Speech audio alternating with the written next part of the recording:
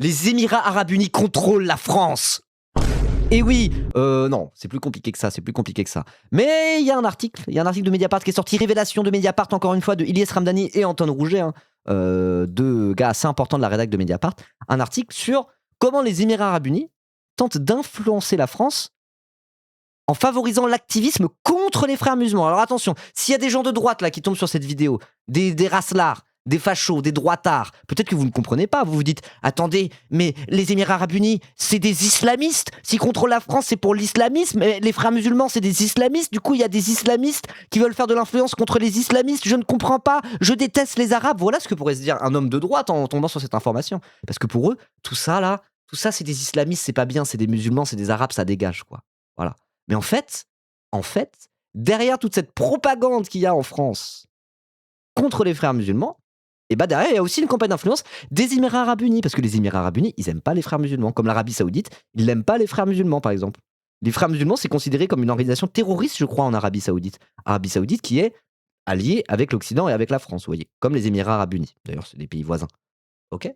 Donc je trouve ça assez intéressant parce que ça, en fait, ça détricote complètement la rhétorique des droitards qui mettent tout le monde dans le même sac, qui sont en mode les salafistes, les islamistes, les frères musulmans, tout ça ils complotent pour refaire la charia en France. Et ben en fait non. En fait non. Tous les Arabes, tous les musulmans et tous les régimes islamiques, pas islamistes, sont pas équivalents les uns avec les autres. Les choses sont beaucoup plus compliquées que ça. Et donc quand on entend ingérence des Émirats Arabes Unis en France, on se dit c'est les islamistes, c'est les frères musulmans. Et non, au contraire. Au contraire, c'est ceux qui critiquent les frères musulmans qui sont plus ou moins dirigés, pilotés par les Émirats Arabes Unis. Donc ça montre bien que les droitards, ils sont complètement cons. Voilà. Donc on va lire l'article. Hein. Mon intro, je sais pas si elle était très très claire, mais je pense que si vous voyez où je voulais en venir. Donc on va lire l'article. C'est parti. Donc frères musulmans, le plan secret des Émirats Arabes Unis pour influencer le débat français. Dans une note interne que révèle Mediapart, la diplomatie des Émirats Arabes Unis détaille, je cite, un plan d'action destiné à renforcer l'activisme de la France contre les frères musulmans. L'Élysée, le Parlement, des médias et plusieurs chercheurs sont identifiés comme les relais d'une vaste opération aux frontières de l'ingérence. Normalement, les droitards devraient voir ça et péter un câble. Les droitards devraient voir ça en mode « Quoi ? Des chercheurs ? Des chercheurs sont les relais d'une vaste opération des Émirats Arabes Unis aux frontières de l'ingérence ? Qu'est-ce que c'est que ça ?» Mais en fait, comme c'est des chercheurs qui, au final, font de la propagande islamophobe en parlant des frères musulmans toute la journée, ça les dérange pas cette fois-ci. Ça les dérange pas. On voit bien toute l'hypocrisie de la droite derrière. Hein. Là, personne ne va parler de ça. Vous allez voir, à droite, zéro personne ne va parler de ça. Personne. Vous pouvez en être sûr. Voilà. Donc, une franche accolade avec son homologue Mohamed Ben Zayed Al Nahyan à la descente de l'avion. Un discours chaleureux depuis la base militaire d'Abu Dhabi sur les liens de très grande confiance entre les deux pays. Et un post sur le réseau social X, quelques heures plus tard, remerciant le président émirati pour, je cite, la chaleur de son accueil. La visite officielle d'Emmanuel Macron aux Émirats Arabes Unis le 21 décembre 2025, c'est tout récent, c'était il y a moins d'un mois, a permis à la France de réaffirmer son attachement à l'amitié entre les deux pays. Après sa réélection en 2022, le même Macron promettait déjà que les deux États seraient plus proches que jamais. Ok, alors en soi, c'est pas un problème. Ah ouais, on est allié avec des pays arabes, c'est très bien.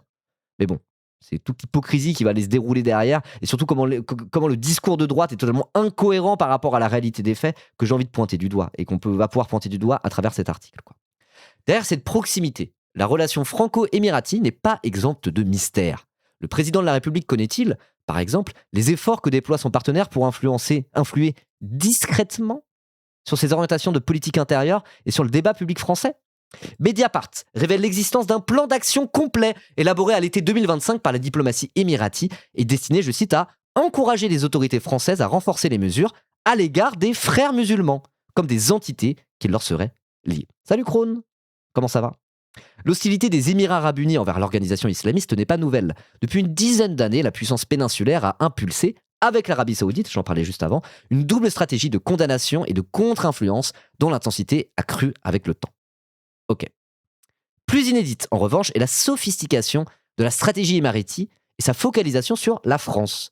Adressée le 18 août 2025 par la direction Europe du ministère des Affaires étrangères au numéro 2 de l'ambassade en France, Ahmed Al-Moula, on va dire Moula, le document que révèle Mediapart est un véritable plan de court et moyen terme visant à aligner les vues des pouvoirs publics français sur celles d'Abu Dhabi, donc la capitale des Émirats arabes unis. La France, target country, pays cible, selon la terminologie de cette note confidentielle, est décrite comme un terrain propice à une opération d'influence. Citation. L'environnement politique et médiatique en France est de plus en plus favorable à une surveillance renforcée des frères musulmans et des réseaux islamistes qui leur sont liés, note la diplomatie émirati, avant de souligner que le centre et la droite ont convergé sur la nécessité de restreindre l'influence de l'islam politique. Hmm. Hmm. Hmm. Donc ceux qui nous cassent les couilles toute la journée en disant la France, ils sont l'anti-France, regardez, ils sont probablement dirigés par des pays ennemis de la France et musulmans et nanani nanana. Au final, eux aussi font le jeu d'une puissance étrangère, quoi. C'est ça le truc. Parce que c'est l'hypocrisie derrière de la droite que je trouve ressort de fou, quoi. Non? Vous en pensez quoi? Plus inédite Zidane? Quoi? Je comprends pas. Bon, on va continuer. L'entourage de Macron ciblé. Dans le champ politique, les divisions et hésitations à gauche sur la question, notamment entre le PS et LFI, sont perçues comme une opportunité à saisir. Cette fragmentation empêche l'émergence d'un front d'opposition commun et renforce le momentum en faveur de mesures de fermeté.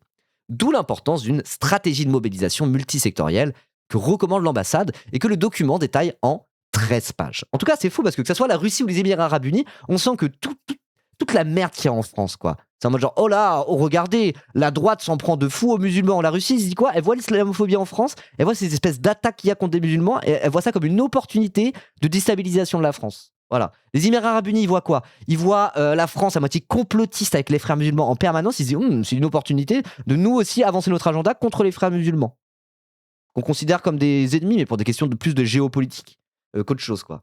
Donc c'est en mode vraiment, toutes les dissensions françaises, surtout toute la merde qui est remuée en permanence par la droite et par l'extrême droite, vous voyez? En fait, ça permet à d'autres pays de se dire, on va se baser sur cette espèce de propagande qu'il y a en France pour au final avancer notre agenda, quoi. Vraiment juste, stop l'islamophobie, en fait. Pitié. Je veux dire, la spécificité islamophobe de la France, on a des pays les plus islamophobes du monde en réalité. Il y a une obsession sur l'islam en France, une obsession sur l'islam, ça. Et à tel point que d'autres pays, des puissances étrangères se disent on va en profiter pour avancer notre agenda, quoi. Donc on voit les espèces de grands ceux qui se réclament du patriotisme, la France avant tout, au final, juste fermez vos gueules, quoi. Fermez vos gueules. Quel est l'objectif pour les Émirats arabes unis? Fragiliser les frères musulmans et du coup gagner en puissance dans le monde arabe, j'imagine. Ça doit être à peu près ça. C'est des guerres d'influence, quoi, entre l'Arabie Saoudite, les Émirats arabes unis et d'autres pays, quoi. Voilà. Après, je suis pas un méga spécialiste, mais voilà. Mais faut pas prendre le problème à l'envers et être en mode l'islamophobie, c'est la faute des Émirats et des Russes. Eux, ils voient une brèche qui existe déjà et ils s'engouffrent dedans. Voilà, tout à fait. Tout à fait. Exactement. C'est pas en mode regardez les Émirats arabes unis créer l'islamophobie en France. Non. C'est que les islamophobes, ils ont beau détester les Arabes, parce que les islamophobes, ils sont racistes en dernière instance. Ils sont en mode non, mais le problème, c'est l'islam qui est un peu incompatible avec la République. Puis quand tu creuses, c'est en mode en fait, islamiste et islam, c'est à peu près la même chose, hein. Les musulmans sont tous un peu des islamistes, et s'ils le sont pas encore, ils vont le devenir. Ça, c'est le discours de Zemmour. Il dit ça ouvertement, par exemple. Et derrière les musulmans, souvent, c'est les Arabes en réalité. C'est jamais très très clair, vous voyez.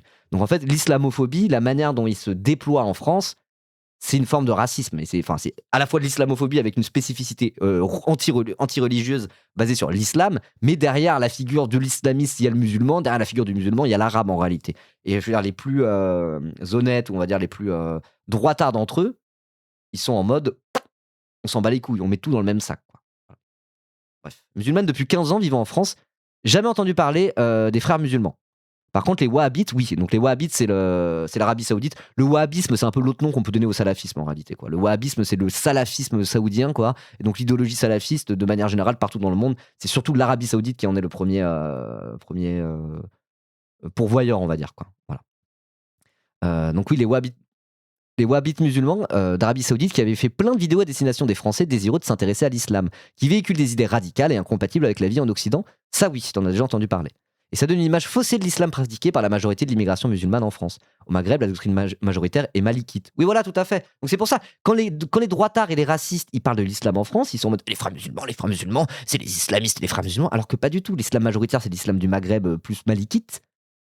Il y a des tentatives d'influence aussi, mais c'est plus du côté des wahhabites saoudiens qui sont directement liés avec l'Occident, donc ils vont jamais dénoncer ça en vérité, ils s'en battent les couilles les droitards. Donc qu'est-ce qu'il leur reste? Il leur reste de dire non, non, le problème c'est les frères musulmans, les islamistes des frères musulmans, alors qu'en vérité, ils sont absolument pas présents en France. Et pourquoi ils font ça? Parce qu'ils se font aussi le relais de l'Émirat arabe uni, parce que c'est leurs alliés. Tout ça, c'est des espèces de questions de géopolitique. Et pourquoi c'est grave tout ça à la fin? Parce que tout ça, in fine, renforce un cercle vicieux de renforcement de l'islamophobie en France et de la stigmatisation des musulmans et des arabes, de France et d'ailleurs, quoi.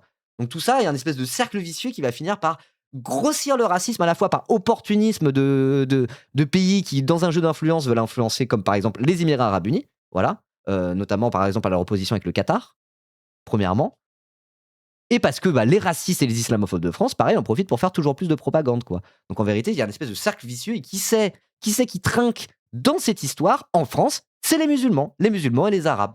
Voilà. En gros, ça pourrait être la conclusion déjà. Mais bref, on va aller voir un petit peu plus loin, quoi. Ok, donc la France est un target country selon la terminologie. Et effectivement, le centre et la droite ont convergé sur la nécessité de restreindre l'influence de l'islam politique. Donc les Émirats arabes unis, ils voient une opportunité. Voilà. Donc j'aimerais bien savoir la Florence Bergot-Becler, par exemple, elle, qui est complètement chercheuse de CNRS quand même, qui est complètement zinzin et qui est obsessionnelle et complotiste sur les frères musulmans toute la journée. Dès qu'il se passe un truc, elle est en mode genre, c'est les réseaux fréristes, hein. C'est les réseaux fréristes, hein. Mais j'aimerais bien savoir, est-ce qu'elle est pas un peu pilotée par les Émirats arabes unis, hein, cette dame? Parce que vraiment, ça paraît être complètement. Elle ne parle que de ça en permanence, quoi. Et si on se retrouve avec Florence Bergot-Becler et pilotée directement par la propagande des Émirats arabes unis, ça la foutrait un peu mal pour le camp de la droite et des grands patriotes, quoi. Voilà. Juste montrer, pointer leurs incohérences du doigt, quoi. Moi, c'est ça que j'ai envie de faire à travers ça. Voilà. Bref. Dans le champ politique, les divisions et hésitations à gauche sur la question, on l'a déjà lu ça. Bon, c'est pas grave, je le relis. Notamment entre le PS et LFI, sont perçus comme une opportunité à saisir. Cette fragmentation empêche l'émergence d'un front d'opposition commun et renforce le momentum en faveur des mesures de fermeté. D'où l'importance d'une stratégie de mobilisation multisectorielle que recommande l'ambassade et que le document détaille en 13 pages. Voilà. Sans surprise, c'est d'abord sur le Quai d'Orsay qu'Abu Dhabi propose de concentrer ses efforts. Donc le Quai d'Orsay, c'est le ministère des Affaires étrangères. Les rédacteurs de la note proposent de multiplier, je cite, les consultations privées avec les différentes directions du ministère des Affaires étrangères. Afrique du Nord, Moyen-Orient, ANMO, Affaires stratégiques, lutte contre le terrorisme, etc. Donc c'est plusieurs sections, on va dire, du ministère des Affaires étrangères. Sous prétexte d'enrichir l'analyse du Quai, les Émirats arabes unis prévoient d'abreuver la diplomatie française de documents en tout genre. Notes libres, sans en-tête ni signature, briefing technique, rédigé de sorte à être réutilisable par l'administration française. Tout doit être fait pour neutraliser dans la forme les écrits émiratis. Une manière de faciliter leur circulation jusqu'à l'Élysée et Matignon, est-il écrit. Ok, c'est intéressant. Donc là, il y a des extraits du plan d'action et tout, il y a vraiment des documents, etc. Donc on va lire la boîte noire avant d'aller plus loin. Voilà, ça rejoint ce que disait Onibaku. Les frères musulmans au cœur de la rivalité entre Émirats arabes unis et Qatar. Donc là, il y a une espèce de jeu d'influence entre pays du Golfe, quoi. Voilà. L'activisme des Émirats à l'égard des frères musulmans ne se comprend pas sans le prisme d'une concurrence régionale vive entre les puissances du Golfe. Lorsqu'éclate au début des années 2010 les printemps arabes, le Qatar voit d'un bon œil l'émergence de la confrérie, donc on parle des frères musulmans, dont elle accueille les principaux dirigeants et accompagne la progression. C'est notamment en Égypte où les frères musulmans, ils ont carrément gagné des élections à la suite du printemps arabe, quoi. Voilà, c'est la plus grande victoire un peu qu'il y a eu des frères musulmans. C'était ces élections égyptiennes, ils ne sont pas restés au pouvoir longtemps, et il semblerait que les frères musulmans sont affaiblis par rapport à avant et par rapport à il y a 15 ans, quoi. Les Émirats arabes unis et l'Arabie saoudite, donc deux alliés officiels de l'Occident et de la France, ou même des États-Unis, farouchement hostiles à l'influence religieuse et politique des frères musulmans, décident à partir de 2017 d'un boycott puis d'un blocus au Qatar. Donc on dit farouchement hostile à l'influence religieuse et politique des frères musulmans, un droitard pourrait se dire « Mais non, mais c'est bien du coup, parce que l'Arabie saoudite, ils aiment pas les islamistes comme les frères musulmans, c'est nos alliés, c'est bien, il faut des arabes pas trop musulmans. » Le droitard moyen raciste, il pense comme ça. Alors que l'Arabie saoudite, eux, ils pratiquent le wahhabisme, qui est une idéologie qui est rigoriste, qui est tout autant fondamentaliste que voilà. Ils sont censés détester cette idéologie, les droitards et les racistes, mais ils s'en battent les couilles en fait. Ils s'en battent les couilles. Ils ne savent pas de quoi ils parlent et ne comprennent rien. Ils sont eux-mêmes instrumentalisés par des pays arabes qui sont dans une course d'influence. Ils ne s'en rendent même pas compte. Ils continuent à juste être bêtement racistes et basta. Et basta, genre. Vraiment. Vraiment. Ils sont trop bêtes. Ces gens-là sont vraiment trop bêtes, quoi. Les racistes sont trop idiots. Ah oui, Mohamed Ben Salman, il est rigoriste. L'idéologie wahhabite, oui. Alors après, il y a une tentative de un petit peu euh, pas d'ouverture au monde, mais de changer un tout petit peu le système saoudien pour faire un truc justement moins rigoriste où le carcan religieux est moins puissant pour tenter de faire venir des investisseurs occidentaux, des gens qui pourraient travailler à l'Arabie Saoudite. C'est les alliés de l'Occident, ils essayent de grossir, gagner en puissance, etc. Donc à un moment donné où l'idéologie wahhabite rentre un peu en conflit avec leur velléité économique aux Émirats en Arabie Saoudite, quoi. Par exemple, voilà, tu veux faire venir des ingénieurs occidentaux pour bosser en Arabie Saoudite. Bon, bah, si c'est en mode voile obligatoire pour les femmes, etc., ça donne pas trop envie de venir un ingénieur américain, quoi. Vous voyez? Mohamed Ben Salman, il est dans une contradiction entre les forces religieuses et les incitations économiques. Voilà, bah, c'est un peu ce que je disais. J'en ai parlé avec Onibakou de tout ça. Je le sors pas de mon cul. C'est pas un sujet que je connais très très bien. Onibakou le connaît mieux que moi. Donc voilà quoi. Et la population saoudienne est ultra jeune. Donc c'est un peu en train d'évoluer du côté de l'Arabie Saoudite. Mais toujours est-il que quand les Émirats Arabes Unis et l'Arabie Saoudite sont farouchement hostiles à l'influence religieuse et politique des frères musulmans, un raciste dirait ah bah voilà, parce qu'ils veulent pas que ça soit trop des fondamentalistes au pouvoir. En fait, c'est pas ça l'histoire. C'est des fondamentalistes, les Émirats Arabes Unis. La question n'est pas là. C'est qu'ils préfèrent que ce soit leur influence religieuse et politique à eux plutôt que l'influence religieuse et politique des frères musulmans. Voilà, mais ça, encore une fois, un islamophobe en France, il s'en bat les couilles de tout ça, il s'en branle, il se rend même pas compte, c'est des questions qui lui passent au-dessus de la tête, il a juste une occasion de taper sur les musulmans le plus fort possible et de remuer le racisme en France le plus possible, ils font « Ok, let's go », ils s'en battent les couilles, ils sont bêtes, ces gens-là sont des idiots. Voilà. Donc les deux grandes puissances pétrolières utilisent toute leur influence pour marginaliser Doha et criminaliser les frères musulmans, avec le soutien des États-Unis et d'un nombre croissant d'États. Donc Doha, c'est la capitale du Qatar. Les choses s'apaisent en surface à partir de 2021. Signature des accords d'Al-Oula, reprise des relations diplomatiques. La situation en Palestine a mis entre parenthèses les divergences stratégiques entre États du Moyen-Orient ces 2 dernières années. La rivalité se joue désormais plus discrètement sur le terrain de l'influence, comme le montre le document révélé par Mediapart. Voilà. Ah. De quoi? Ils ne sont pas aux Émirats Arabes Unis, t'as une mauvaise lecture, je suis désolé. Ah, je parlais de l'Arabie Saoudite, hein. Là je parlais de l'Arabie Saoudite, sur le wahhabisme précisément. Les Émirats Arabes Unis, je connais moins en vérité. Mais celui cas, c'est un jeu d'influence qui est à la base politique. C'est juste en mode, genre, c'est différentes puissances qui veulent avoir un leadership plus que les autres. C'est des jeux d'influence, quoi. Voilà. Pour les Émirats Arabes Unis, c'est peut-être même pas tant une question de religion que ça. Effectivement, c'est plus politique et économique. Mais je veux dire, pour la question de l'Arabie Saoudite précisément, quand ils disent ah on est contre l'influence religieuse des frères musulmans, c'est pas parce qu'ils sont contre l'influence religieuse de manière générale. C'est pas parce qu'ils sont pour un islam plus sécularisé ou quoi que ce soit. Pour l'Arabie Saoudite précisément. Voilà. Je dis ça parce que un droitard qui lirait ça se dirait bah c'est bien du coup non ils veulent lutter contre l'influence religieuse. Non, voilà. De toute façon, voilà, si on essaie de comprendre la géopolitique avec la religion, on comprend que dalle. Et pourtant, c'est un peu le réflexe dans lequel les droitards tombent directement, quoi, en se disant oh là là, moins il y a d'islam, mieux c'est, quoi. Alors que pas du tout. Sans surprise, c'est d'abord sur le Quai d'Orsay qu'Abu Dhabi propose de concentrer ses efforts. Les rédacteurs de la note proposent de multiplier les consultations privées avec les différentes directions du ministère des Affaires étrangères. Afrique du Nord, Moyen-Orient, mais j'ai déjà lu ça. Ah merde, je remonte, c'est trop haut. Je suis perdu. Non, j'ai déjà lu. Ok, on en était là. La présidence de la République, justement, est une autre cible prioritaire d'Abu Dhabi. Conscient que l'Élysée occupe, je cite, une place déterminante dans le système institutionnel français, les Émirats Arabes Unis ambitionnent de se rapprocher avec discrétion d'Emmanuel Macron en se concentrant sur les conseillers clés qui guident la prise de décision présidentielle. La note cite, sans surprise, Emmanuel Bonne, Sherpa du chef de l'État et chef de la cellule diplomatique. Elle mentionne également Anne-Claire Legendre, chargée des dossiers moyen-orientaux, Emmanuel Moulin, le secrétaire général de la présidence, ou encore Paul Solaire, l'envoyé spécial du président en Libye, où la France fournit une aide précieuse à son allié émirati. Là encore, des consultations discrètes et des notes à diffusion restreinte sont envisagées pour s'assurer que la vision émirati est intégrée à la réflexion élyséenne. Abu Dhabi peut également compter sur des relations plus anciennes, comme celle de l'un de ses intermédiaires, le vendeur d'armes Elias Ben Chedli, avec le général Fabien Mandon, promu chef d'état-major des armées par Emmanuel Macron en 2025. À chaque étape, les Émirats Arabes Unis énumèrent leurs officiels à la manœuvre. Le cabinet de Khaldoun Al-Moubarak, influent président de l'autorité exécutive des affaires d'Abu Dhabi et président du club de football de Manchester City, est le canal principal dans la relation avec l'Élysée. Les différents ministères émiratis sont également dans la boucle, comme le cabinet présidentiel quand les interactions, je cite, nécessitent un engagement symétrique au plus haut niveau. Tout cela n'en est pas resté au stade de l'intention. Le 1er décembre 2025, la France a dépêché à l'ambassade des Émirats Arabes Unis Anne-Claire Legendre, la conseillère ANMO, donc ANMO c'est Amérique du Nord, Moyen-Orient, je sais plus là, d'Emmanuel Macron, pour y rencontrer, avec la direction des affaires politiques du Quai d'Orsay, la ministre Lana Nussebeh, spécifiquement chargée des relations avec les pays européens. Depuis plusieurs années, les Émirats arabes unis accordent un soin particulier à entretenir une relation de confiance et d'amitié avec celles et ceux qui font la décision politique en France. Ministres, diplomates, conseillers de l'exécutif, etc. Plusieurs membres de cabinets ministériels ont reçu, dès leur nomination, un bouquet de fleurs en provenance de l'ambassade émirati, avec un mot leur adressant les félicitations les plus cordiales du secrétariat général du cabinet de son Altesse Monsieur le ministre de l'Intérieur des Émirats arabes unis. Voilà. Ok. Bon, on va continuer de lire l'article tranquillement, il est encore un peu long. Et puis voilà quoi. Il y a pas des bugs là? Il y a pas des bugs d'éco-reco? Non? C'est bon? J'ai cru. Non, ça va. Ok. Dans son offensive tous azimuts, le pouvoir émirati ne se limite pas à ses homologues directs. La presse est partie prenante de la stratégie déployée dans le document, qui insiste sur le rôle essentiel que joue le paysage médiatique français dans la construction de l'opinion publique sur les frères musulmans. Et c'est là que ça devient un petit peu plus intéressant, parce que nous on parle souvent ça. Non, ok, non, il n'y a pas de bug. C'est juste moi j'ai des espèces de trucs. Mais c'est rien.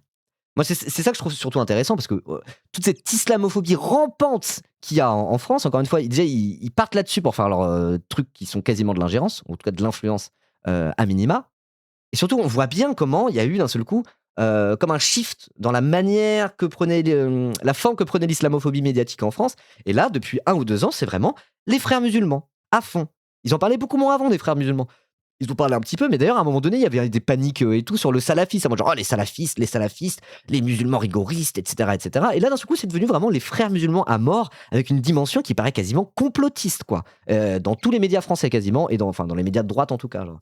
Et c'est marrant de voir que ça, bah voilà, c'est aussi l'influence des Émirats arabes unis qui veulent influencer sur la construction de l'opinion publique sur les frères musulmans, quoi. Enfin, genre, c'est fou, quoi. Moi, je redis ce que j'ai tout à l'heure, mais genre, ces grands patriotes qui, par islamophobie, essayent de faire de la propagande et taper sur les musulmans toute la journée, au final le font de concert avec une puissance étrangère, quoi. Soyez cohérents, les droitards. Vraiment. Soyez cohérents, vous êtes des débilos, quoi. Vous êtes des putains de débiles, quoi. Ils font le jeu de la Russie et des Émirats arabes unis tout en disant « Oh non, on est vraiment des grands patriotes, et vive la laïcité, mes couilles !» Genre, ah, mais vous êtes insupportables, vraiment. Ils sont trop cons, quoi. Ils sont trop cons. La diplomatie des Émirats se félicite ainsi que Le Figaro, L'Express et Marianne décrivent la confrérie comme opaque, sectaire et incompatible avec les principes républicains. Dans son audition en commission d'enquête sur l'influence de l'islamisme, Darmanin a parlé de menaces salafo-fréristes, on le rappelle. Voilà, ce qui montre bien qu'ils sont complètement cons. En France, ils sont vraiment en mode genre « Non, nous, le but, c'est juste de taper un maximum sur les musulmans. » Au mépris de tout, au mépris même de ceux qui tentent de les influencer quelque part. Genre vraiment, c'est des putains de débiles. C'est des putains de débiles et c'est des idiots utiles de tout un tas de choses. C'est des islamophobes avant tout et des racistes, quoi. Mais en plus, en faisant ça, ils deviennent les idiots utiles de jeux d'influence qui les dépassent totalement ou que parfois ils acceptent de jouer, quoi. C'est vraiment... c'est chaud. Hein. Après, en vrai de vrai, ils s'en foutent. L'important, c'est qu'on fasse pas la lutte des classes. L'islamophobie, c'est la diversion. Alors, il y a une dimension qui est de la diversion. Mais bon, tu vas voir un musulman et de leur dire l'islamophobie, musulman, ouais, ah bah alors la diversion. Ça va la diversion? Tu sers de diversion? Quelqu'un qui vit dans sa chair l'islamophobie et le racisme, il le voit pas que comme une diversion. C'est pas uniquement une diversion. Mais effectivement, c'est aussi ça. C'est aussi ça. On peut pas réduire le racisme et l'islamophobie à une diversion de la lutte des classes. Ça serait être un peu faire du réductionnisme de classe. C'est un peu class first. C'est pas ce que tu dis. Hein.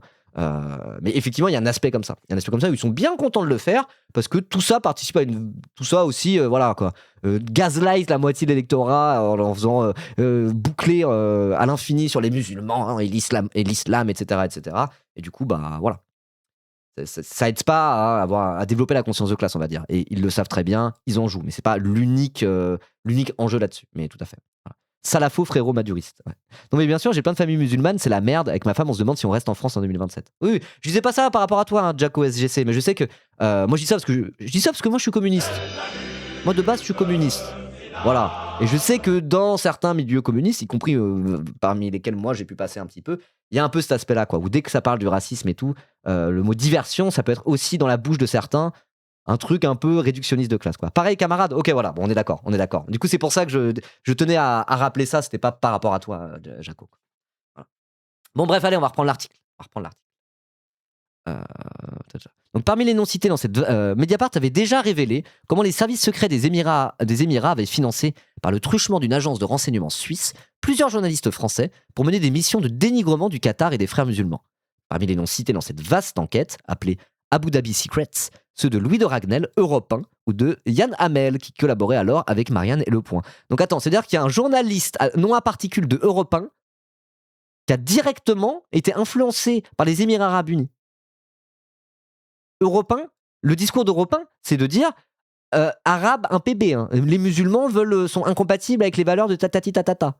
Ils se trompent quand ils disent ça, ils disent de la merde. Moi, à la limite qu'ils soient influencés par un pays musulman, moi, en soi, ça pourrait ne pas poser trop de problèmes. Enfin, le fait qu'ils soient musulmans, que ça soit influencé par un pays musulman ou pour un pays non musulman, on s'en bat les couilles. Là n'est pas la question. Mais que des gens qui font de la propagande islamophobe et ouvertement raciste, leur fonds de commerce, sont influencés par un pays musulman, quand même, il y a un côté, les gars, européens, vous n'avez pas l'impression d'être des immenses crevards qui avancent masqués toute la journée et qui foutent la merde juste par plaisir. Vous n'avez pas l'impression d'être complètement incohérent, quoi. Moi, c'est ça que je trouve fou dans cette histoire. C'est ça que je trouve fou, quoi. Ça montre bien à quel point.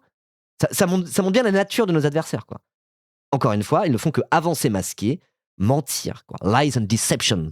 Voilà ce que c'est que leurs armes, quoi. Il n'y a jamais rien d'autre. Voilà. Et donc, pareil pour Marianne et Le Point. Et Yann Hamel. Pas question dès lors de s'arrêter en si bon chemin. Les Émirats Arabes Unis comptent sur leurs agents diplomatiques, mais aussi sur des think tanks et experts en tout genre, pour, je cite, aiguiller le récit et apporter un soutien discret en coulisses à travers des contacts informels réguliers avec certains journalistes. Les Émirats insistent aussi sur l'importance de briefer régulièrement des experts français sollicités par les médias. Ah bah tiens, on en parlait, comme Gilles Kepel, Hugo Micheron ou Florence Bergeau-Blaclair, en organisant des discussions off the record, de sorte que leurs interventions influencent naturellement le débat public. Et bah voilà, putain, on a enfin la vérité sur cette conne de Florence Bergeau-Blaclair.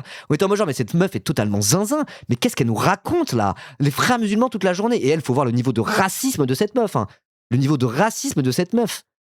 Et bah, elle a directement des liens et des formations des Émirats Arabes Unis. Donc elle est en mode genre, non, moi je fais ça pour la France, il y a un problème avec les frères musulmans, ils veulent faire la charia en France. Nanana. Elle bosse directement pour les Émirats Arabes Unis. Et après, elle est là de donner le son à tout le monde. Alors qu'elle avance masquée, genre. Mais wesh, à la limite, sois honnête. Moi, à la limite, ok, mais sois honnête et dis, nous avons des partenaires dans le monde arabe. Il y a des pays musulmans où c'est très bien, il n'y a pas de souci. Vive les Émirats Arabes Unis. Voilà, moi je suis pour les Émirats Arabes Unis et contre le Qatar, parce que les frères musulmans, j'ai un problème avec eux pour telle raison. Mais c'est pas ce qu'elle fait, mais tous les Arabes dans le même sac en disant, tout ça, c'est les frères musulmans qui veulent appliquer la charia en France. Elle le fait, ce lien entre tous les musulmans et les islamistes. Et les islamistes, c'est les frères musulmans. Elle tire un trait d'union entre tout le monde. Elle est en mode, genre, derrière chaque arabe en France et derrière chaque arabe tout court, il y a le spectre de l'islamisme et des réseaux fréristes. Elle le fait à chaque fois. C'est la team qui dit Karim Benzema est lié aux frères musulmans. C'est ces gens-là, c'est ce niveau de racisme délirant, quoi. Et à côté de ça, ils sont directement, ils font la propagande des Émirats Arabes Unis. Ils le disent jamais, ils s'en battent les couilles, quoi. Soyez honnêtes.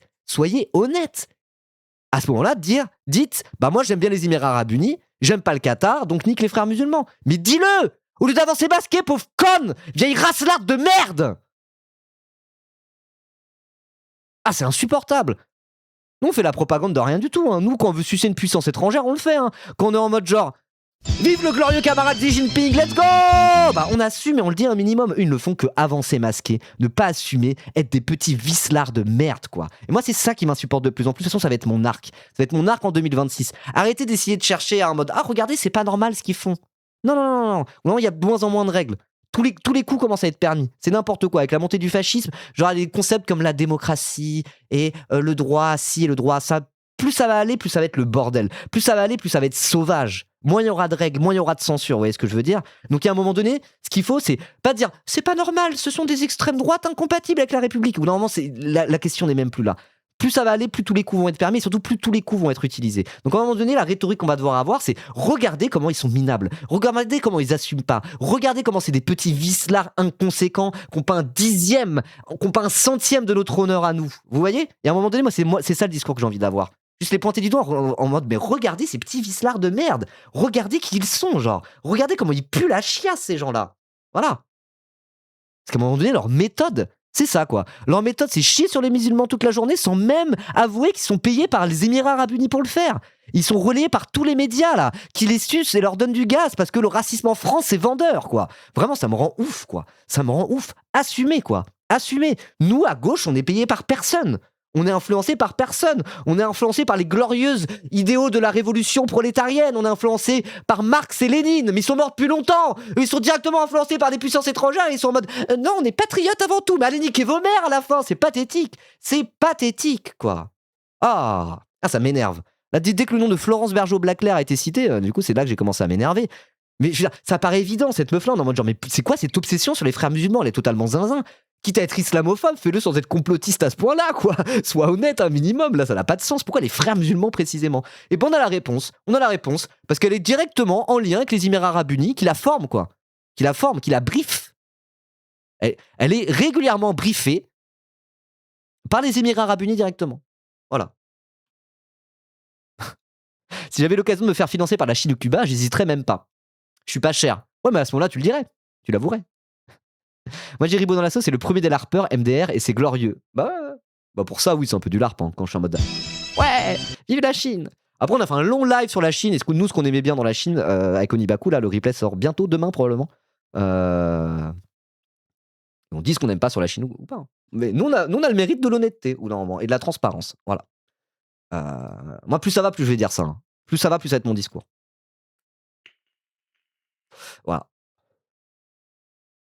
On n'a même pas sucé tant que ça, on a été sincères. Hein. Voilà. De toute façon, je pense premier degré qu'à un moment donné, mais ça c'est un vrai débat à gauche, quoi. C'est est-ce qu'on doit jouer avec les mêmes armes que nos adversaires? Est-ce que si nos adversaires sont vicelards, marchent au mensonge, avancent masqués, est-ce qu'on doit faire la même chose pour tenter de gagner la bataille culturelle ou juste de gagner tout court? Il y a débat, moi mes idées sont pas totalement arrêtées là-dessus, mais moi quand même je pense, j'ai un instinct en moi qui me dit non, l'honnêteté intellectuelle doit être une arme qu'on a et que eux n'utilisent pas. Pour combattre leur malhonnêteté, je pense que nous, on doit faire preuve d'une honnêteté intellectuelle dont eux ne font pas preuve. Je pense. Mais je pourrais pas le prouver par A plus B. C'est vraiment mon instinct qui me fait dire ça. Mais en tout cas, je vais continuer à réfléchir à tout ça. Et peut-être que ça va être ça un peu ma nouvelle manière de parler de l'extrême droite. En mode genre, non. Ils sont malhonnêtes, on est honnête. Et déjà, voilà, on part là-dessus. Face à leur malhonnêteté, usons de notre propre honnêteté intellectuelle. Je pense que ça peut marcher. Parce que là, en vrai, quand tu vois comment c'est des sales petits vicelards de merde, je me dis, bon, voilà, hein. Vous voyez. Premier stream chez toi, oulala, ça dépote. J'aime bien ta liberté de parole et ton engagement. Bah merci beaucoup, Love is not dead 63. Merci beaucoup. N'hésitez pas à offrir un sub à Love is not dead 63 pour fidéliser les nouveaux venus. Merci beaucoup. Je ne sais pas ce que c'est que et merci beaucoup, Felong FR. Merci pour ton 3e mois d'abonnement. Tu mérites, Ribo. Je veux l'imitation de JP Tanguy qui s'énerve sur les frères musulmans. Je suis un lanceur d'alerte. J'ai voulu commencer en politique pour dénoncer le fait que la France vendait Alstom, fleuron de l'industrie française, à la découpe aux États-Unis. Personne ne m'a écouté, que ce soit la droite ou la gauche. Personne ne m'a donné l'heure à part Nicolas Dupont-Aignan à l'époque. Et j'apprends par le truchement de Mediapart, qui est pourtant un adversaire politique que je ne value très peu, que certains en France sont directement influencés par les Émirats Arabes Unis. Les Arabes. Vous saviez que je détestais les Arabes? Ah! Honte à ceux qui, au nom du racisme que je défends moi aussi, s'acoquinent avec des pays islamistes tels les Émirats Arabes. Ah! Ça devrait vous plaire? Là, c'était pas moi, là. Ça, c'était pas moi. Ça marche bien, hein. Ça marche bien. Hein. Mais voilà, moi, j'aimerais savoir, premier degré, hein, j'aimerais savoir ce qu'en pense un Jean-Philippe Tanguy de ça. Parce que normalement, les ingérences des puissances étrangères, il aime pas trop ça. Hein. Il aime pas trop ça, monsieur le patriote. Je pense que c'est le genre de question, si on mettait ça sous le nez à beaucoup de gens d'extrême droite, mais Jean-Philippe Tanguy peut-être en particulier, vu qu'il a un profil très souverainiste de base, etc., je pense que Jean-Philippe Tanguy, il se retrouverait à faire alors moi j'aime bien quand ça chie sur les frères musulmans, parce que j'aime bien quand ça chie sur les musulmans, mais par contre j'aime pas l'influence des pays étrangers, surtout quand c'est des pays arabes. Donc, je suis partagé. On va dire soutien critique à l'influence des Émirats Arabes Unis. Il finira à avoir une position comme ça qui est inentendable, quoi, vous voyez. Après, je sais pas, je pense que pour les lecteurs moyens, tout ça, c'est des trucs qui leur passent un peu au-dessus de la tête, hélas. Voilà. Premier stream chez vous, et en tant qu'ancien votant Les Républicains, je suis sauvagement convaincu par vos paroles de sale communiste. Je voterai désormais le Parti Socialiste. Merci Ribot, merde. Putain, j'étais en mode yes. Il y a quelqu'un qui a dit sur Twitter il y a pas longtemps. Commentaire, j'ai répondu à son commentaire. Il a dit « J'ai limite plus de sympathie pour le Pulapis Ribot que pour Donald Trump. » Si ça, c'est pas une marque qu'on va gagner la bataille culturelle. Alors certes, je suis peut-être un Pulapis, mais d'un côté, il me respecte plus que certains droitards.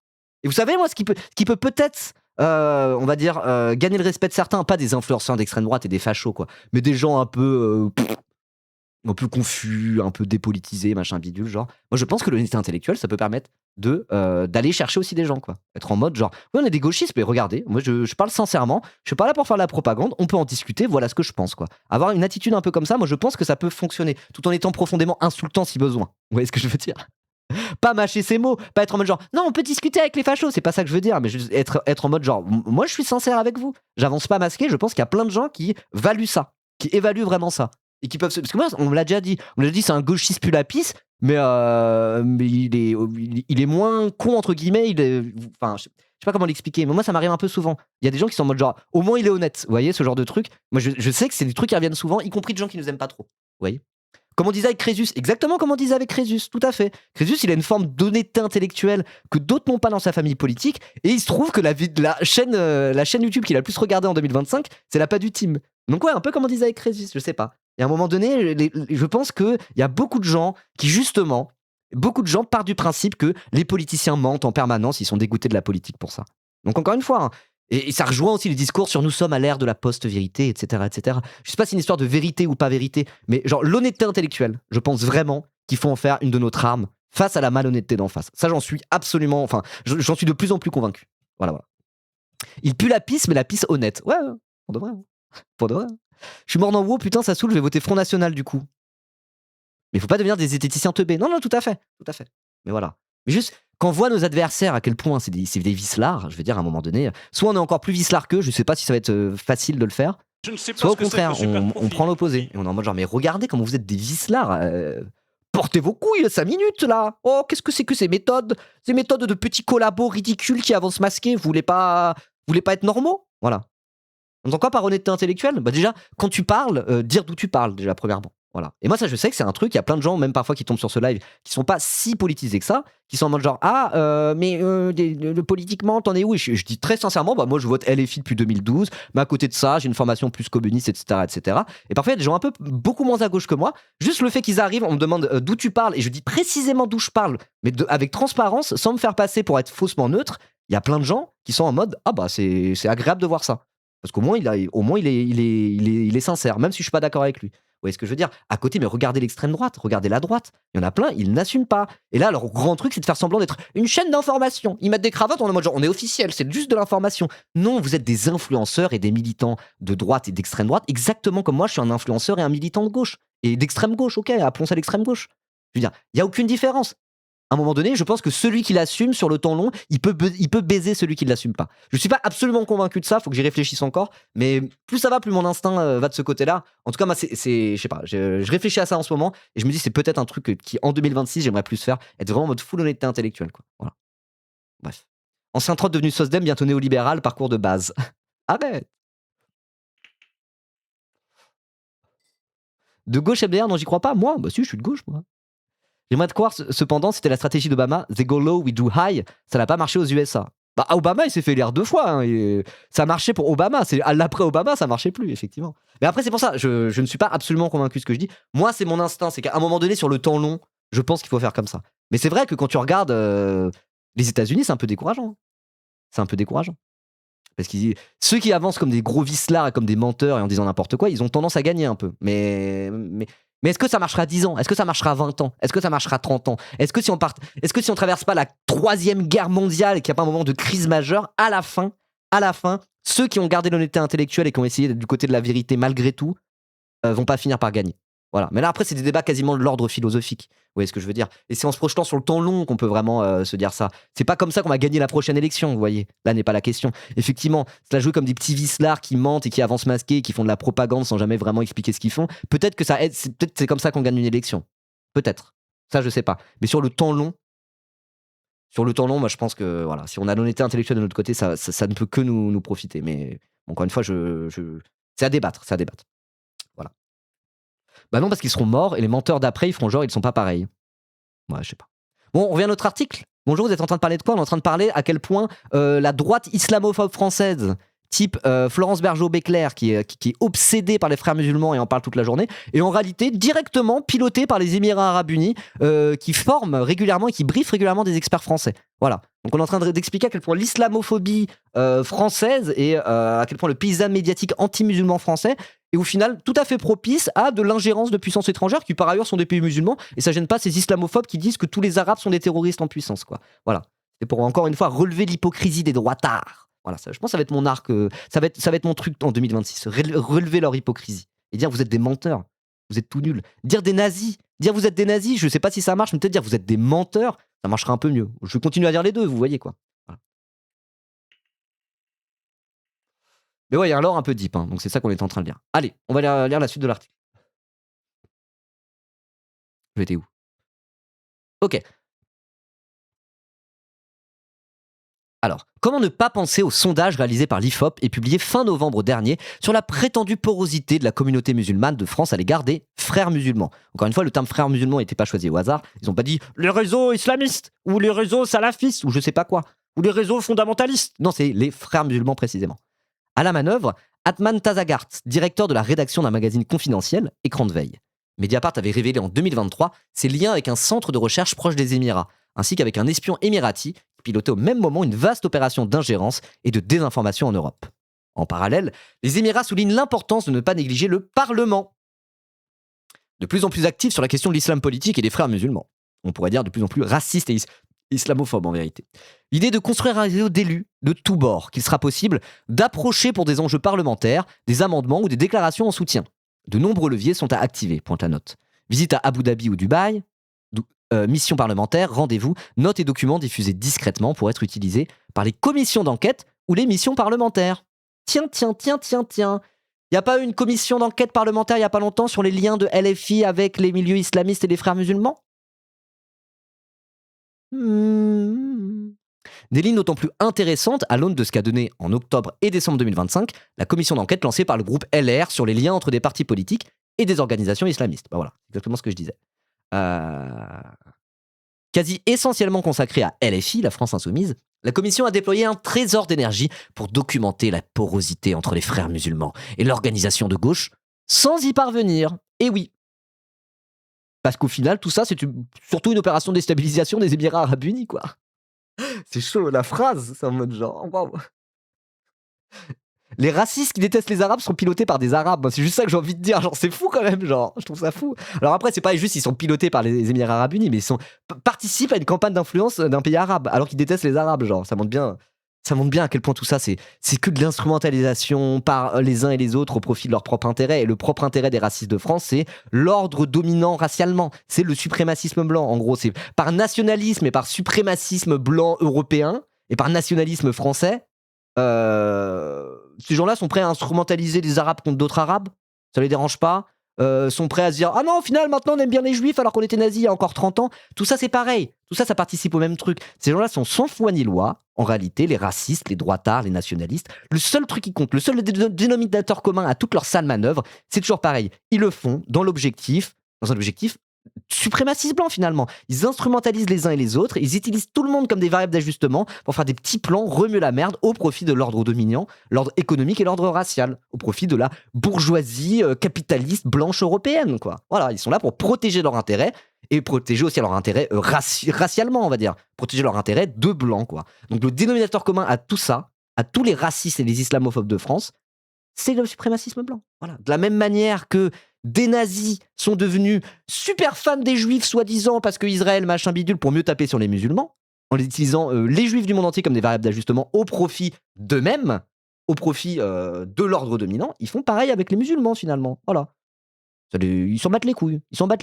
Et ça montre bien que c'est aussi ça le racisme à un niveau plus structurel. C'est pas juste je n'aime pas telle catégorie. Non. C'est que chaque catégorie socio-raciale, on va dire, peut être instrumentalisée au profit de la domination du groupe socio-racial dominant, c'est-à-dire la bourgeoisie blanche européenne, quoi. Voilà. Puis le racisme et la négrophobie en particulier dans les pays arabes, on peut en parler. Bah ouais, en plus, aussi. Aussi. Ouais, comme Speed en Algérie, Onibaku. 1, 2, 3, viva l'Algérie, moi. C'est là où c'est le prix le plus d'insultes, c'est en Algérie, Speed. Il paraît. Bref. Le racisme est contextuel et mouvant, c'est dialectique, on dit. Voilà, tout à fait.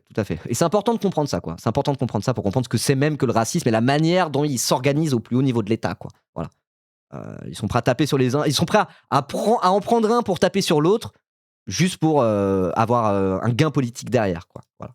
Et, in fine, le projet, c'est le nationalisme et le suprémacisme blanc. Voilà. Ok. L'ombre des Émirats n'a cessé de planer sur ces débats, comme lorsque le diplomate François Gouillette a pointé l'activisme d'Abu Dhabi sur la question des frères musulmans et de leur désignation en France. Les Émirats arabes unis ont été très intéressés par la question, expliquait l'ancien ambassadeur, co-auteur d'un rapport largement débattu sur la confrérie au printemps 2025.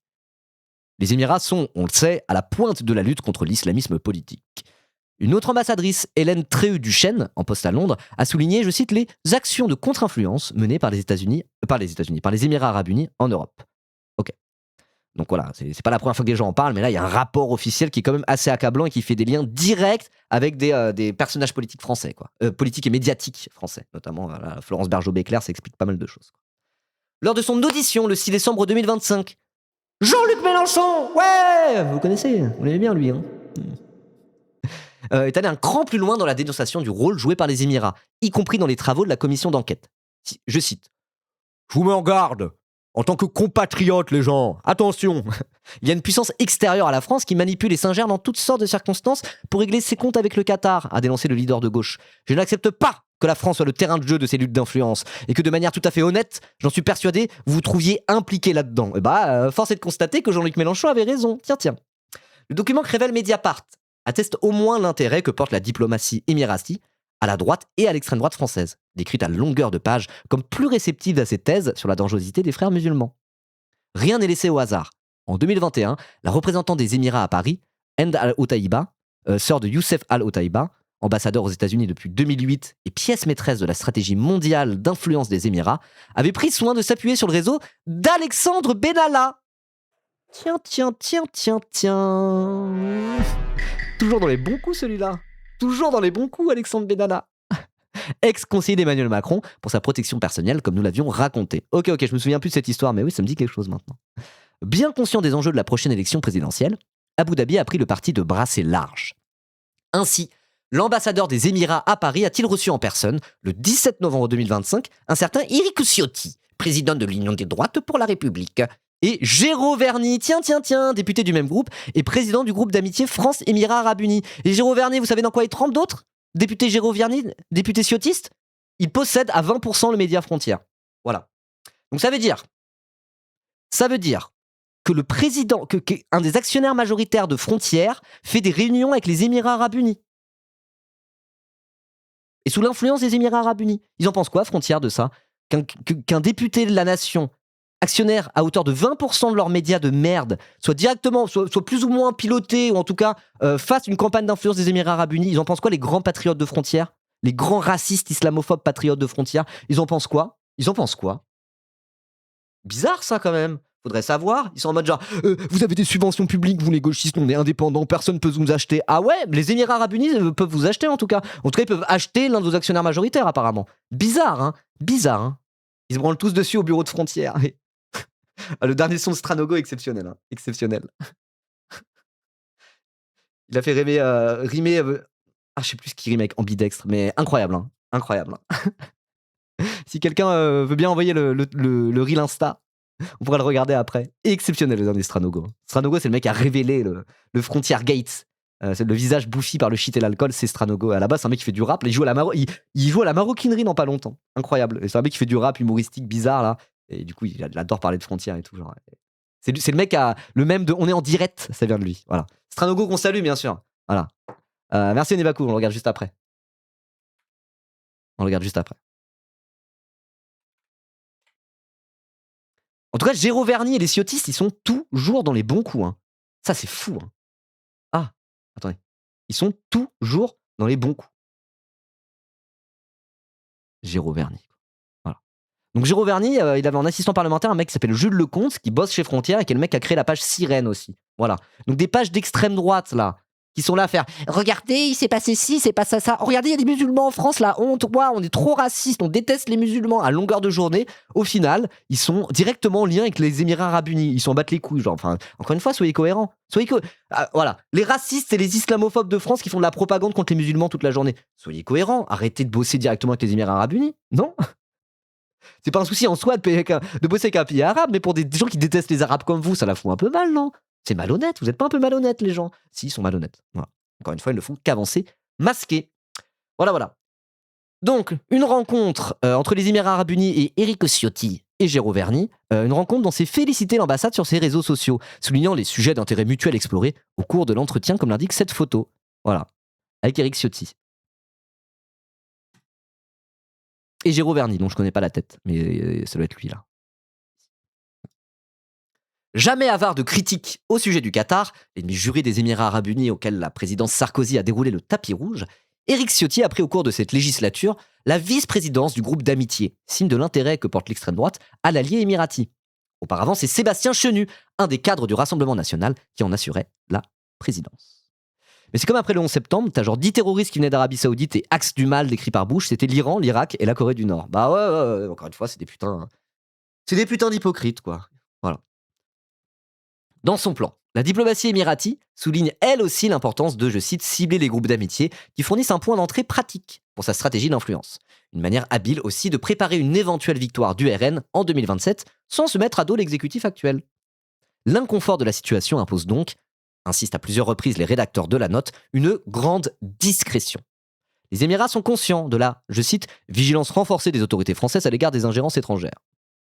Toute implication perçue comme intrusive ou directive pourrait provoquer une contre-réaction et nuire à la contribution des États arabes unis, préviennent les diplomates. Donc c'est écrit noir sur blanc dans la note des Émirats arabes unis. On est obligé de faire ça discretos parce qu'en fait, les autorités françaises se méfient des ingérences étrangères. Et normalement, c'est un peu normal, les ingérences étrangères. Par essence, c'est pas censé être trop une bonne chose. Voilà. Par essence, on va dire. Et donc ils sont en mode, faisons tout ça discrètement, hein. Faut pas que ça se voit trop, hein. Ah bah tiens, on va bien à l'article, tiens, voilà. Là, ceux qui regardent la vidéo YouTube, partagez bien l'info, partagez bien la VOD, là, tout ça. Voilà, ils veulent que ça soit discret, ouais, c'est ça, on va voir si c'est discret. Ainsi, le plan prévoit-il plusieurs phases pour construire le momentum par étapes. Une phase initiale faite d'échanges discrets, une phase de consolidation, une phase de visibilité avec des échanges à haut niveau et une phase d'impact. Le tout devant faire l'objet d'une validation au sommet de l'État émirati et d'une flexibilité permanente selon, je cite, le calendrier politique français et le rythme de la relation bilatérale. Voilà. Fait rare, l'ambassadeur des Émirats en France, Fahad Saïd El Raghbani, qui n'a pas répondu à notre demande d'entretien, a consacré une tribune le 19 décembre dernier à la relation franco-émirati. Saluant la France comme un allié proche, le diplomate souligne dans le Figaro le système de valeurs qui lie les deux pays, notamment dans la lutte contre l'extrémisme et les défis similaires auxquels ils feraient face. Au nom de la conviction commune que les modérés doivent s'unir contre la terreur des extrêmes, Paris et Abu Dhabi devraient donc poursuivre leur partenariat stratégique, mais pas toujours transparent. Encore une fois, tout ça, c'est des éléments de langage de merde. C'est juste des règlements de compte géopolitiques qui n'ont pas grand-chose à voir avec la religion en réalité. Voilà, les Émirats Arabes Unis, ils sont en rivalité avec le Qatar. Donc du coup, ils se servent de la politique française comme d'un proxy pour au final influer contre leur rival qatari, quoi. Voilà. Et qui c'est qui trinque derrière? C'est les musulmans. Les musulmans de France en particulier, parce qu'on parle du contexte français, mais les musulmans en vérité du monde entier, quoi. Voilà. Qui c'est qui est renforcé par ça? Le racisme. Qui c'est qui trinque les Arabes et les musulmans? Et qui c'est qui sort victorieux de tout ça? L'extrême droite. Bah bravo. Bravo. C'est du propre. C'est du propre. Ah. Bon, intéressant cet article, hein. Intéressant. Hein. Encore une très bonne manière de montrer à quel point l'extrême droite sont des petits hypocrites qui avancent masqués et des petits vicelards de merde, quoi. Non. Moi, j'ai envie d'appuyer dessus. Hein. Là, c'est ça que j'ai envie de faire en ce moment. Comme critique de l'extrême droite. J'ai envie de la formuler. C'est celle-ci. Voilà. Vous avez des questions? Je vais faire comme si j'étais un prof. Vous avez des questions, le chat?